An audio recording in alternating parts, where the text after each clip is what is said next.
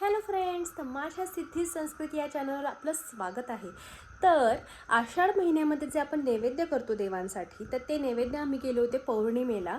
आणि तेव्हा मी आईकडे गेले होते आणि सगळ्या ग्रामदेवतांना आम्ही नैवेद्य दिले. भैरोबा, गणपती, मारुती, तुळजाभवानी, लक्ष्मी आई. आणि ह्या नैवेद्याचं पूर्ण व्हिडिओ, त्यानंतर कुठे कुठे आम्ही नैवेद्य दिले त्याचाही व्हिडिओ मी इतका छान केला होता. पण सगळे व्हिडिओ माझे डिलीट झालेले आहेत आणि ते कसं अजिबात मला माहीत नाही हे असं का झालं. पण मला खूप छान व्हिडिओ करायचा होता, एक छान व्लॉग करायचा होता त्याच्यावर.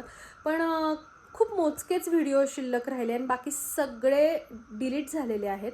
तर आता जेवढे काही व्हिडिओ राहिले आहेत ते मी तुम्हाला दाखवणारच आहे. पण खूप प्रसन्न दिवस गेला होता तो. आणि कुठेतरी आम्हाला असं वाटलं की आपण आता नैवेद्याऐवजी आपण शिदा द्यायला सुरू केला पाहिजे, कारण ते कोणाच्या तरी मुखी जातं. नैवेद्य कोणाच्याच मुखी जात नाही, तो असा पडलेला असतो. सो पुढच्या वर्षीपासून आम्ही तो प्रयत्न ठेवणारच आहे आणि तुम्हीही तसा काहीतरी प्रयत्न करा. तर व्लॉग नक्की शेवटपर्यंत बघा.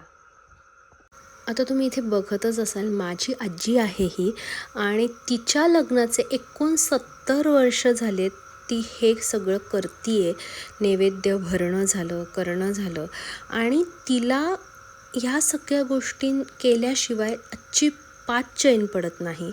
म्हणजे तिचे आता ते काय म्हणतात, तिच्यासाठी ती संस्कृती आहे, तिच्यासाठी ते संस्कार आहेत.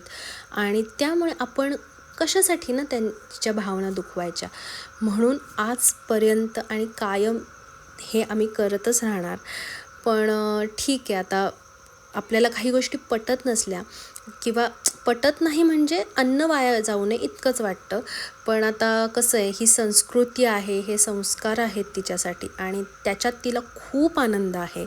त्यामुळे देवाचं करण्यासाठी, देवासाठी जे आपण वर्षानुवर्ष परंपरेगत करत आलो आहोत, तर त्या गोष्टी करणं तिच्यासाठी खूप मोठ्या गोष्टी आहेत. सो तिचा आनंद सगळ्यात महत्त्वाचा आहे आणि ती सगळं काही खूप मनापासून करते. नैवेद्य पूर्णपणे आईने केलेला असला तरीसुद्धा तिला हे देवांसाठी नैवेद्य भरणं असेल, देवांसाठी एखादा गोड पदार्थ करणं असेल, तर आता ह्या ज्या खजुऱ्या केलेल्या आहेत त्या पूर्णपणे आई आणि आदितीनेच मळलेलं होतं हे सगळं. पण तिने थोड्याशा लाटल्या, कारण तिचा पण हात लागला पाहिजे, हा तिचा भाव असतो त्याच्या मागचा. आणि खूप ह्याच्यातून तिला समाधान मिळतं. सो मलाही ते बघून खूप छान वाटतं, आम्हाला सगळ्यांनाच बघून खूप छान वाटतं आणि ती खूप हे मनोभावे करते. तर ती आता नैवेद्य भरत आहे, जे आम्ही देवांना देणार आहोत. आणि इकडे बाळराजांचं फोटो सेशन चाललेलं आहे त्याच्या खेळण्यातल्या मोबाईलवर, आणि तो त्याच्या मामीचं फोटो सेशन करतो आहे. इतकं गोड करत होता तो. तर त्यांचं खेळणं एकीकडे चालू होतं आणि एकीकडे हे नैवेद्याची गडबड चालू होती. आणि तिने खूप छान नैवेद्य भरला सगळा देवांचा, त्यानंतर घरातल्या देवाचा. आई पुरणपोळ्या करत होती एकीकडे आणि असं सर्व छान प्रसन्न वातावरण होतं. खरं तर आपण हे जे नैवेद्य करतो देवासाठी आणि सगळ्या देवांना देतो, तर त्यामागे कुठेतरी असं पण असतं की घरातलं वातावरण खूप त्या दिवशी प्रसन्न होतं. हा सगळा नैवेद्य करणं, मग देवासाठी असो किंवा तो आपल्या खाण्यासाठी असो, पण घरातलं वातावरणच इतकं सुंदर होतं ना. आणि ह्यासाठीच मला आपल्या संस्कृती खूप आवडतात. हे जे एक सण आहेत, त्यासाठी केले जाणारे स्वयंपाक आहेत, याच्यामध्ये खूप काही दडलं आहे.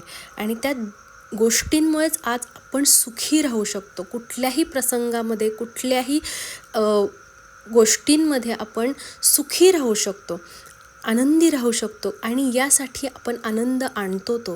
तर खूप छान वाटतं ह्या सगळ्या गोष्टी बघून मला. आणि आम्ही दोघीही, मी आणि माझी भाऊजाई आदिती, आम्ही दोघीही सगळ्या देवांना जेव्हा गेलो होतो तेव्हाही खूप प्रसन्न वाटत होतं. एक लोक सगळे भेटतात, दिसतात, गावातले लोक. सो छान वाटतं खूप. तर बघा आता पूर्ण ब्लॉग. बाय.